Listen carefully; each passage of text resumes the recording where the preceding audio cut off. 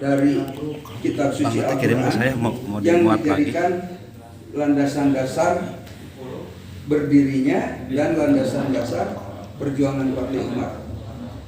Kemudian juga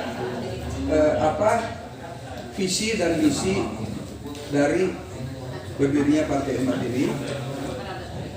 Dan berikutnya adalah uraian tentang ketentuan organisasi, baik itu struktur di DPP, struktur di DPW, struktur di DPD, struktur di DPC, aturan-aturan tentang rapat dan musyawarah, kemudian juga aturan-aturan tentang pemilihan pengurus, itu lengkap diatur di anggaran dasar dan anggaran rumah tangga. Tapi kalau kita mau membahas keseluruhannya, mungkin diperlukan paling tidak 2-3 hari hanya untuk membahas itu. Oleh karena itu, saya hanya ingin menyampaikan pengantar saja, yaitu mengenai apa saja ada mulai ayat Quran, landasan dasar perjuangan saja. Jadi jangan diartikan bahwa kok judulnya membahas anggaran dasar, tapi tidak cerita tentang struktur organisasi, tentang ini itu. Itu sebenarnya semua bisa kita baca sendiri, dan nanti sebenarnya pernah dibagikan dulu ya PDPC secara PDF ya, Bang? Iya. Sudah dibagikan, dan nanti kita akan bagikan. Bapak-bapak bisa buka sendiri di HP masing-masing. Kalau mau lebih jelas, silakan di print masing-masing. Karena kami belum punya anggaran untuk membukukannya dan membagikan ke seluruh pengurus DPC. Jadi silakan aja. Mohon bantuannya untuk di print, dibaca, karena lebih enak sebenarnya baca dari print out ya, dari hard copy daripada berjadi HP kecil-kecil. Nah, di dalam mukadimah ini betapa tadi sudah saya sampaikan. Boleh lebih dekat lagi Pak Haji. Nah, di dekat. Ini betul Pak Haji. Bukan partai politik biasa, bukan partai politik katakanlah nasionalis ataupun sekuler, ataupun partai politik yang katanya memakai nama-nama partai Islam, tapi azasnya bukan Islam. Yang pakai azas Islam itu, yang saya tahu baru Partai Umat kita ini. Betul. Azasnya, betul. Islam rahmatan lil alamin. Semuanya Pancasila, semuanya kebangsaan. Tidak ada baru kita sebetulnya. Yang saya perhatikan seperti itu. Jadi beruntunglah kita berada di dalam sebuah partai politik yang melandaskan pendirian dan perjuangannya itu dari kalimat-kalimat dan wahyu Allah Subhanahu wa taala di dalam Al-Qur'an, seperti di sini dalam Quran surat Al-Imran. Saya tidak bacakan bahasa Arabnya, kan tidak bisa, tapi supaya cukup ya. Dan ada di antara kamu ada segolongan orang yang menyuruh kepada kebajikan, menyuruh berbuat yang ma'ruf dan mencegah dari yang munkar. Dan mereka itu orang yang beruntung. Mudah-mudahan kita semua ini. Amin. Amin ya Allah. Untuk menyuruh kepada kebajikan itu mudah, gampang, banyak, disukai, bahkan dijadikan ustadz, kiai dan sebagainya. Tapi apabila menyuruh mencegah dari yang munkar, nah ini masalah. Berat resikonya. Berat. Karena apa? Kalau hanya menyuruh kebaikan mah damai-damai aja, enak-enak aja gitu. Para penjahat, para koruptor, para bandit, preman, kalau disuruh sholat, disuruh sedekah dengan senang hati. Tapi kalau mencegah dari yang munkar, kita ikut melakukan tidak secara langsung ya dengan peran kita memberantas kehancuran, memberantas perjudian, melarang peredaran narkoba dan sebagainya. Contoh konkret yang gampang adalah FPI. FPI ini betul-betul melaksanakan ini, menyeru oleh kebajikan dan mencegah dari yang munkar. Dari kasus Sambo, dari kasus Sambo kita tahu ternyata di situ ada upaya-upaya ya.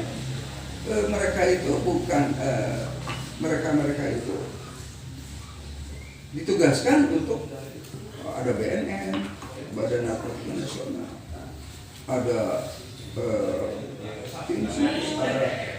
tapi ternyata terungkap bahwa Satgas Merah Putih itu memanfaatkan kejahatan itu, judi online, narkoba, pelacuran dan sebagainya itu untuk mendapatkan setoran dari duit itu, dan orang-orang yang kritis, orang-orang yang mencegah kemungkaran itu dihantam habis. Kalau bisa dibunuh, dicari-cari perkaranya supaya dipenjara. Ini berat.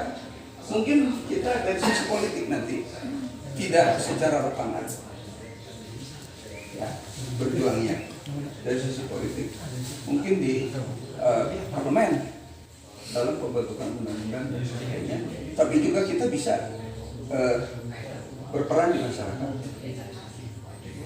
Yang kedua adalah kamu adalah umat yang terbaik yang dilahirkan untuk manusia, menyuruh kepada yang ma'ruf dan mencegah dari yang munkar, dan beriman kepada Allah. Sekiranya ahli kita beriman, mana ini operatornya? Kenapa? Kurang caket Pak Haji. Ininya kurang dekat tuh. Pak, kurang caket main. Pak Faisal.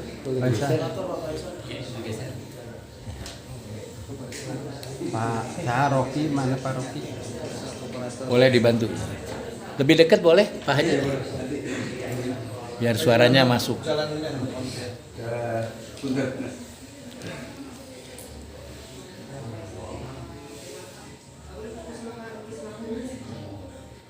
Sesungguhnya Allah menyuruh kamu ya berlaku adil dan berbuat Yang kuntum khairu. Oh tadi umat ya, kamu adalah umat yang terbaik yang dilahirkan untuk manusia, menyuruh pada yang mau dan mencegah dari yang munkar dan beriman kepada iman itu lebih baik bagi mereka di antara mereka dan yang beriman dan menyaksikan mereka kepada Allah. Nah ini di dalam Al-Quran juga sudah disebutkan bahwa kita ini sebetulnya umat yang terbaik. Tapi disebutkan juga di sana bahwa kebanyakan dari mereka adalah orang yang fasik. Nah ini satu dilema umat Islam yang sudah dikatakan dari dulu oleh Rasulullah ibarat buih di lautan, banyak tapi tidak berdaya apa-apa di dalam mencegah, pada dasarnya mencegah kemungkaran juga, amar ma'ruf dan mencegah kemungkaran. Jadi kejahatan yang terorganisir dengan baik akan menang dibandingkan dengan kebaikan yang tidak terorganisir. Jadi kita harus mengorganisir orang-orang yang baik ini agar bisa melawan kejahatan. Karena kita sebenarnya sempurna sekali pedoman-pedoman yang diberikan oleh Allah Subhanahu wa Ta'ala. Lanjut.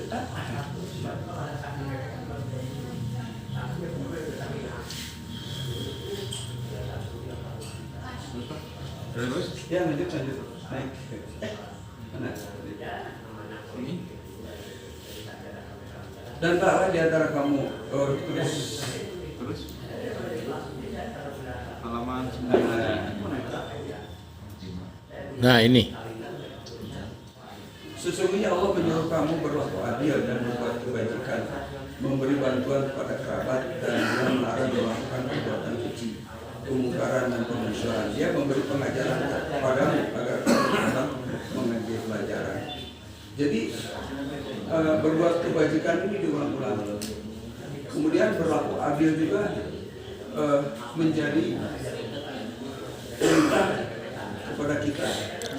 Dan ini yang paling sulit sebenarnya.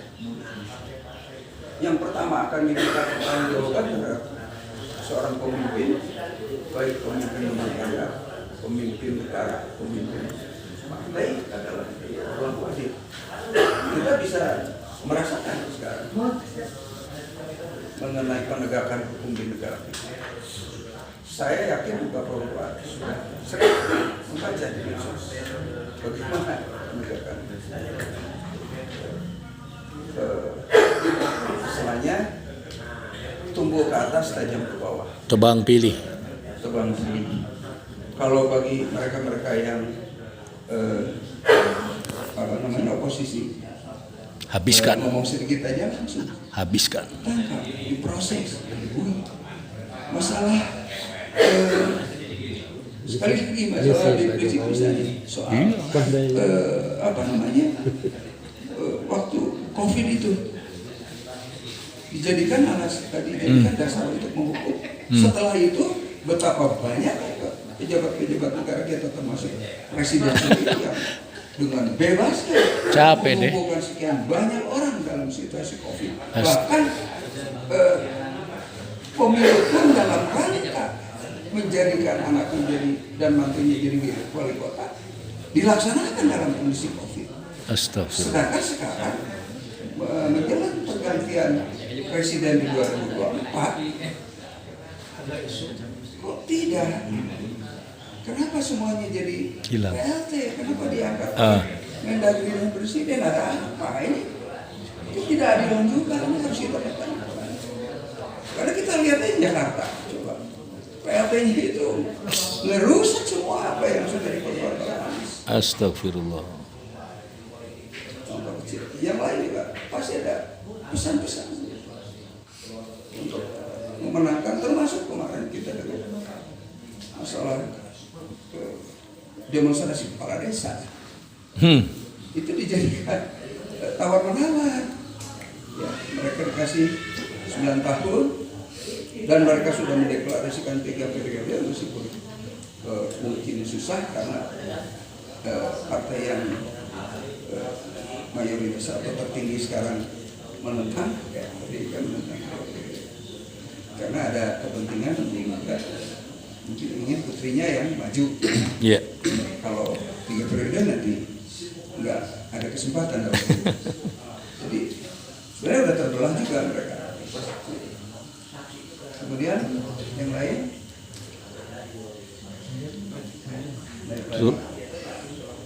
ya. Sesungguhnya kami telah mengutus rasul kami dengan membawa bukti yang nyata dan kami turunkan bersama mereka Alkitab dan mencari keadilan supaya manusia dapat melaksanakan keadilan, dan kami ciptakan besi yang pada itu dapat kekuatan yang hebat dan berbagai manfaat bagi manusia supaya mereka mempergunakan besi itu dan supaya menguasai siapa yang membawa kemuliaan dan musuhnya pada Allah tidak dilihatnya semua membawa. Jadi memang rasul-rasul itu pada dasarnya adalah membawa risalah yang sama, adalah risalah Islam sejak Adam sampai Muhammad SAW. Allahumma sholli. Tapi ahli-ahli kitab sudah menyelewengkan semua ajaran-ajaran itu. Kemudian Allah memberikan di sini dicontohkan sebagai besi. Besi itu memang luar biasa, bahan tambang yang manfaatnya bukan luar biasa. Dan sekarang ini masalah tambang ini kalau kita lihat sangat memprihatinkan. Kenapa? Pada tahun 2018 itu undang-undang tentang pertambangan itu Minerba sudah menginjak umur atau usia 30 tahun dan harus direvisi. Di undang-undang pertambangan yang lama itu disebutkan bahwa para mereka-mereka yang mendapatkan konsesi di pertambangan setelah 30 tahun harus menyerahkan konsesinya itu berakhir dan harus menyerahkan kepada pemerintah. Oleh pemerintah seyogianya dikelola oleh BUMN ataupun dibentuk badan-badan usaha untuk sebesar-besar kemampuan rakyat. Tahu-tahu undang-undang tentang pertambangan itu dirubah oleh DPR, klausula itu dihilangkan dan semua bisa diperpanjang. Ada di antara anggota-anggota DPR itu yang memang punya usaha-usaha tambang yang besar, dan usaha tambang itu menghasilkan triliunan rupiah yang bagi mereka adalah menjadi kekuatan, karena dalam menggerakkan partai politik juga diperlukan biaya yang tidak sedikit. Lalu modal kita apa? Kalau saya lihat bendahara DPD ini masih kesulitan untuk bayar kontrak sekretariat aja, masih utang. Untuk kemarin aja verifikasi faktual agar bisa lolos, kita masih punya utang. Ya operasionalnya juga kadang-kadang. Nah ini modal kita adalah doa dan permohonan serta mohon pertolongan dari Allah Subhanahu wa Ta'ala, tapi tetap secara realitas kita pun atau pengurus pun harus memikirkan sumber-sumber dana agar perjalanan partai politik ini bisa berjalan, perjuangan ini bisa berjalan. Tanpa biaya yang cukup, saya kira tidak mungkin kita bisa melaksanakan perjuangan itu. Mari kita pikirkan bersama masalah ini, dan untuk baca dari Partai Umat nanti memang dari DPW sudah memberikan arahan tidak ada mahar dalam bentuk uang tunai. Jadi untuk membeli formulir sekalipun yang misalnya hanya 5.000 perak nggak boleh dipungut. Jadi tidak ada mahar dalam rupiah.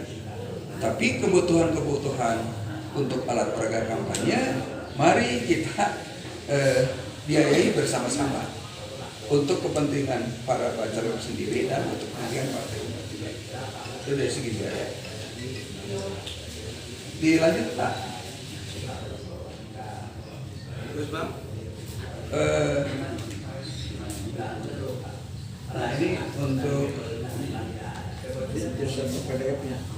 Nama waktu ya udah tahu ya, ini didirikan 20 April di Jogja berdasarkan Islam Rahmatan Lil Alamin. Azas Islam Rahmatan Lil Alamin ini yang maksud pada ayat 1 adalah nilai-nilai Islam sebagai rahmat bagi semua dengan menegakkan keadilan, mewujudkan kemaslahatan alam semesta dan kemanusiaan universal, serta menjauhkan segala mafsadat atau kerusakan dan kezaliman. Memang di dalam memelihara alam ini Allah sangat keras siksanya bagi mereka yang membuat kerusakan di bumi. Itu kerusakan sosial, kerusakan ekonomi, kalau kerusakan untuk lingkungan hidup, bahkan hukumannya adalah dipotong secara silang, dipotong tangan kanan dan kaki kiri atau tangan kiri dan tangan kanan. Kerusakan alam yang sekarang ini banyak sekali dilakukan. Kita melihat gejala banjir di mana-mana itu karena ulah manusia yang merusak alam. Jadi masalah rahmatan lil alamin bukan hanya kepada umat Islam tapi kepada seluruh umat manusia. Kemudian partai kader terbuka visi dan misi. Nah ini ya, mungkin sedikit lagi sampai visi dan misi adalah terwujudnya Indonesia sebagai negeri Badatun Bayyibatun Warahmatun, yaitu negara yang makmur, ma'rifah terapi dengan ampunan dari Allah Subhanahu wa Ta'ala, menegakkan nilai ilahiyah yaitu persaudaraan, kebebasan, kesamaan, keadilan dalam wadah negara kesatuan Republik Indonesia. Jadi itu prinsip-prinsip yang memang harus kita pegang. Kebebasannya juga tidak bebasnya, tapi kita dalam arti tidak takut untuk mengemukakan kebenaran dimanapun. Kesamaan ya, semua mempunyai hak yang sama dalam berpolitik, tetapi tetap antara pria dan wanita secara agama kita ada berbeda peran. Kesamaannya tidak seperti di negara-negara kita. Kemudian coba turun lagi.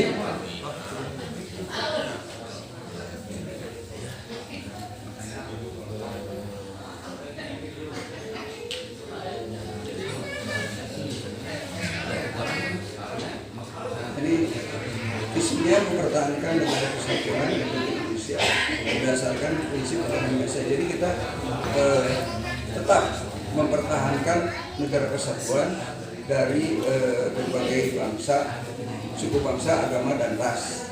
Tetapi prinsipnya adalah kita Indonesia sebagai sila pertama Pancasila, mewujudkan kehidupan bangsa ini dihormati Allah, memegang toleransi, saling menghormati. Nah, ini adalah prinsip-prinsip keagamaan yang selalu saya yakin sudah pelajari, kemudian mewujudkan kekuasaan pemerintahan yang adil, amanah, dan bertanggung jawab secara konstitusional melalui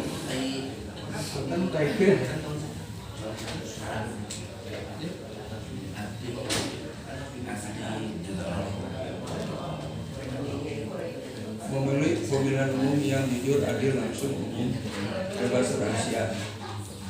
Memang masih ada yang bertanya juga, apakah sistem demokrasi ini sudah sesuai nggak dengan syariat Islam? Bukankah kita mempunyai sistem sendiri, yaitu khilafah? Nah, ini sebagai konsekuensi kita berada di negara kesatuan Republik Indonesia, ada hukum positif, undang-undang dasar, undang-undang pemilu dan sebagainya. Ya mau tidak mau kita mengikuti aturan yang ada, tetapi kita berusaha menjadi kekuatan yang baik, bersih, jujur, dan mau melakukan koreksi. Mewujudkan pemerintah yang amanah, kuat, dan berwibawa, bebas dari praktik korupsi dan nepotisme. Nah, ini kalau ini cita-cita yang mungkin sangat masih jauh, karena untuk menjadi kalau mau pegang pemerintahan ya harus seperti PDIP, satu partai sendiri dia mempunyai presidensial threshold di atas 20%, dia bisa mencalonkan presiden sendiri dengan undang-undang yang ada. Ke depan belum mungkin juga bisa berubah, tapi dengan kondisi yang ada kita harus besar partai umat. Paling tidak kita berada di parlemen, di DPR RI, di DPRD provinsi dan kabupaten untuk menjadi penyeimbang apabila akan membuat legislasi atau peraturan-peraturan. Nah, ini yang lainnya bisa dibaca. Sekarang misinya coba waktunya nih tinggal 5 menit lagi. Punten. Sampai masuk dan tujuan ya. Nah, tujuan dan fungsi. Wujudkan cita-cita nasional bangsa Indonesia sebagai dimaksud pembukaan Undang-Undang Dasar 45, yaitu bumi, air dikuasai oleh negara untuk sebesar-besar kemakmuran rakyat. Nah, ini yang belum terwujud. Banyak kekayaan alam kita yang tidak dikuasai oleh negara, oleh BUMN, tapi masih dikelola oleh pengusaha swasta asing, banyak kan juga Cina. Nah, ini yang harus kita perjuangkan. Kemudian memelihara menjadi pemersatu NKRI, alat perjuangan mencegah kezaliman, menegakkan Pancasila. Nah, ini yang berat kita coba nanti di di dalam program kerja aplikasinya seperti apa kita susun. Kemarin juga masalah ini dibahas waktu hari Jumat kemarin. Apa program-program kerja yang aplikatif terhadap menegakkan keadilan dan melawan kezaliman ini. Nah, ini kita harus aplikatif. Kita bikin di dalam program kerja. Mengembangkan kehidupan demokrasi berdasarkan Pancasila. Nah, ini masih berdasarkan itu melakukan pendidikan politik kepada rakyat. Nah, ini pendidikan politik ini penting sekali karena supaya masyarakat itu tidak transaksional dengan 100-200 ribu salah memilih pemimpin. Akibatnya kita negara kita jadi hancur seperti sekarang. Cuman 100-200 ribu mungkin sehari 2 hari juga habis, tapi sengsaranya 5 tahun dan sekarang bahkan 10 tahun. Astagfirullah. Nah, ini harus betul-betul kita di dalam para pemilih ini tidak transaksional, tapi bahwa apa yang mereka coblos itu membawa dampak kepada pertanggungjawaban di mahkamah pengadilan akhirat nanti. Karena mereka yang mencoblos pemimpin yang zalim itu akan bersama-sama ikut masuk neraka beserta pemimpin yang zalim itu hanya karena 100-200 ribu. Nah, ini mungkin banyak yang belum sadar. Pragmatis saja, saya tertukar gitu, tapi nggak memikirkan. Ya karena tidak dilandaskan oleh keimanan. Kalau dilandaskan oleh keimanan tidak akan berani. Ini yang harus kita sampaikan ke masyarakat. Kemudian terus Pak,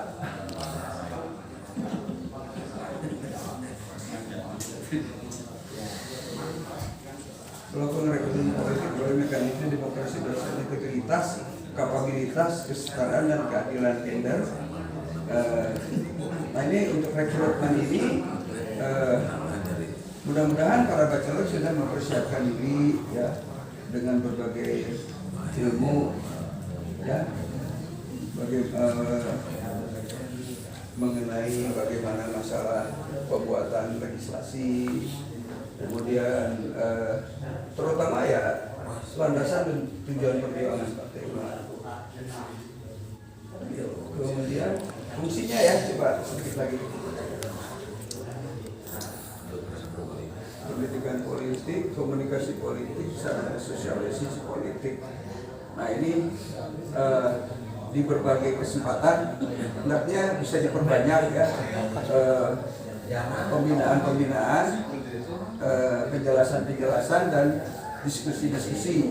Kita jangan dengan diskusi-diskusi kadang-kadang orang males keributan, dikasehakeun, sebenarnya tidak begitu. Kalau kita diskusinya itu dengan pikiran yang sehat untuk mencari kebenaran, mencari hal yang lebih baik, itu sebenarnya jangan pakai perasaan, tapi pakai akal sehat di dalam kita melakukan pendidikan politik, komunikasi, sosialisasi politik. Tentu harus punya bekal dulu, dan bekal itu adalah dari membaca dan dari diskusi-diskusi politik, termasuk kita mengetahui kondisi politik negara kita seperti apa. Lambangnya adalah bendera tauhid. Baik Pak, lambang bendera dan lagu. Mahasimna anggota. Nah ini untuk saya kira untuk selanjutnya kita bisa baca sendiri. Ini saya hanya pengantar saja ke landasan dasar perjuangan. Dengan keterbatasan waktu ini mohon maaf kalau banyak hal-hal yang kurang atau masih belum jelas atau penjelasannya tidak terlalu tepat. Mudah-mudahan bermanfaat dan mudah-mudahan di kesempatan yang akan datang kita punya lebih banyak waktu lagi. Tentu bagi para bacaleg akan ada program pendidikan nanti. Program pendidikan itulah nanti menjadi salah satu untuk mengisi ilmu dan pengetahuan, tapi juga sekaligus seleksi nanti lulus atau tidak di dalam pendidikan itu. Karena pendidikan itu tidak sekedar proses dan prosedur saja, tapi merupakan salah satu bagian dari seleksi apakah bacaleg itu bisa lolos ke proses berikutnya atau tidak. Demikian, mohon maaf apabila ada hal yang tidak berkenan. Wassalamualaikum warahmatullahi wabarakatuh. Waalaikumsalam warahmatullahi wabarakatuh. Ucapan terima